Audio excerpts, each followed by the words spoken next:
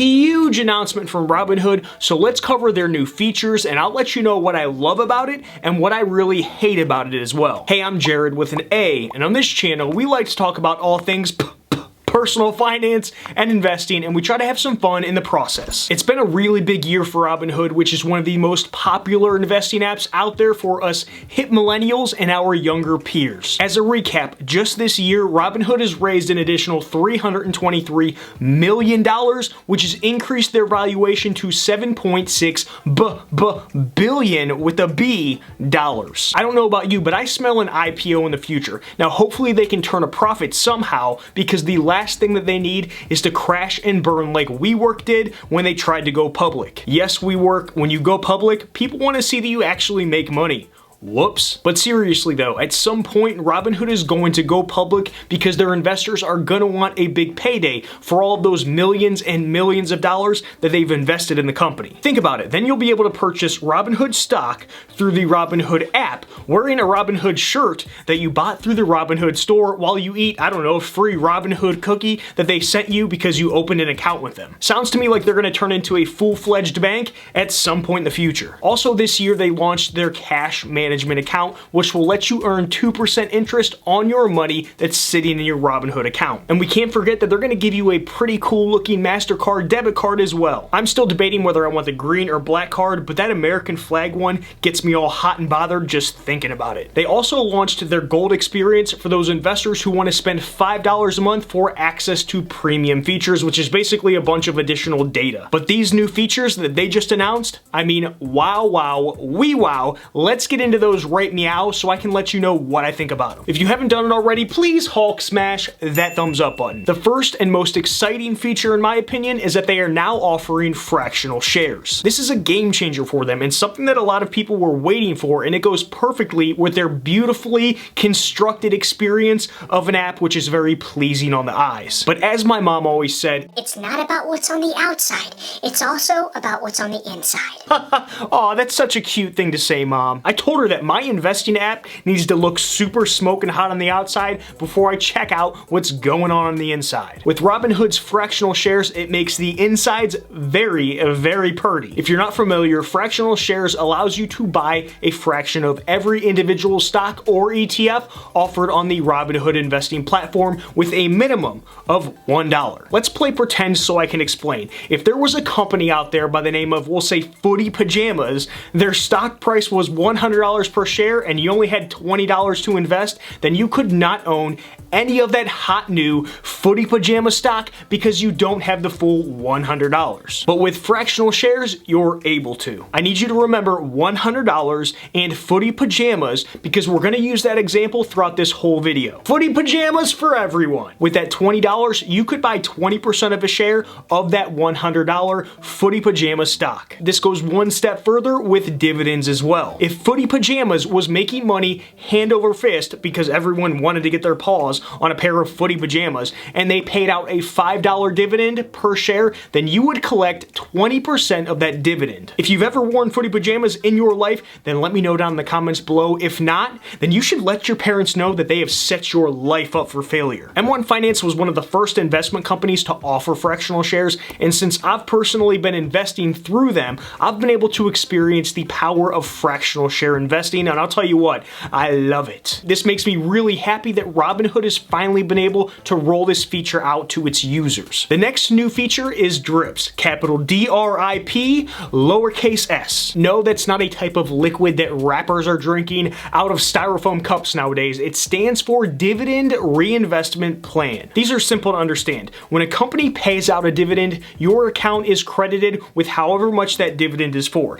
Now, in the past, that money would just sit in your account until you actually did something with it. But with a DRIP, that money can be automatically reinvested without your little fingers having to do anything. If you're doing the math in your own head, that is less for your brain to think about, and it also lowers your risk of the carpal tunnel since your fingers can find better things to do with their time. The DRIP feature goes hand in hand with fractional shares as well. In the past, if you received, we'll say, a $5 dividend, then that money would just sit in your account because $5 usually isn't enough to purchase an additional share of a decent stock like Footy Pajamas. To put that dividend distribution to work, you'd either have to wait until you had enough paid out in dividends to buy one full share of Footy Pajamas, which is $100 per share, or you'd have to deposit another $95 into your account to buy one full share of that Footy Pajama stock. Does anybody else want to buy Footy Pajamas right now? With fractional shares and drips, you can put that $5 to good use by purchasing 5% of one share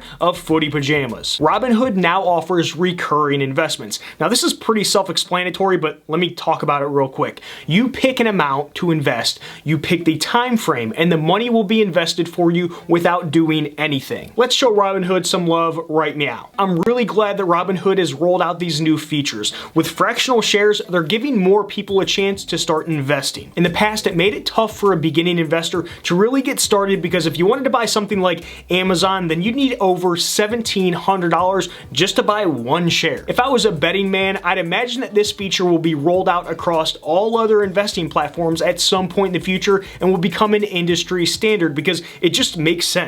What do we love about the drips? Well, drips are perfect for those dividend investors who want to make sure that their money is continuously working for them. Even if you aren't a dividend income investor, it's tough to say, dividend income investor like I'm not, then some of the ETFs you invest in pay out a dividend, and instead of letting that money just sit around, it's nice to know that it can be put back into the market as quickly as possible. I am curious to see Robinhood's drips in action though, because I have some questions around the whole process. Like, for example, if I received a dividend from Apple, then does that dividend have to be reinvested into Apple stock, or can I use that dividend to automatically invest in something else like a low-cost index fund ETF, aka really nerdy questions like that. The recurring investing feature is something that should have been available all along, but it wasn't, and now it is. In my opinion, any kind of way to turn on any automatic investing is a good thing because it removes the chances that you'll be trying to time the market and purchase at the perfect time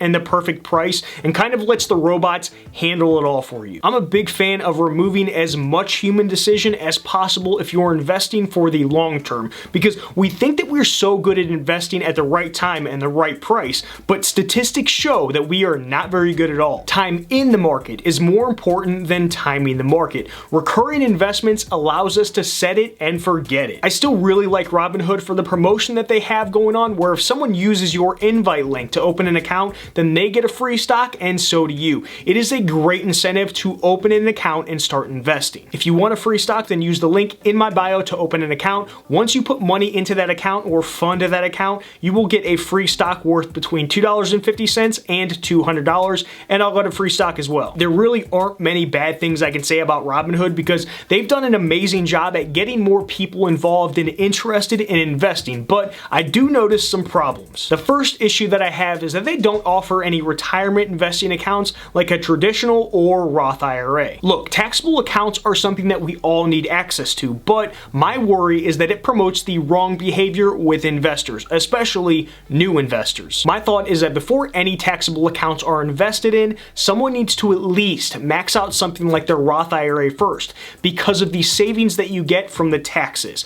Going for the taxable account right off the rip is a horrible habit to get into. Offering an IRA should have been at the top of their list of features to roll out to their users. Now, I know it's not as sexy and cool, but it is way more important than just a taxable account. If you want to learn more about investing in a Roth IRA, then I'll link up my playlist in the description so you can learn more about it. Next, investing needs to be looked at as a long-term play as opposed to something that you hop in and out of. The best investing strategy for the majority of people is buying and holding their stocks and ETFs for basically ever. Jumping in and out of the market as it goes up and down is an investor's worst enemy if they're trying to grow their money consistently over a long period of time. It seems as though Robinhood is like a social media app. You kind of just want to log in and check out what's going on with your money. And the more that you log in and check your account, the more you're going to want to make trades and just kind of do things, which is not always a good thing for the majority of average investors. This is a losing strategy for the vast majority of investors out there. I've got to give it to Robinhood though when it comes to education around investing though, because they offer some decent resources on their website around this type of thing. But just because it's there does not mean that people will actually look at it, which kind of gets back to the whole,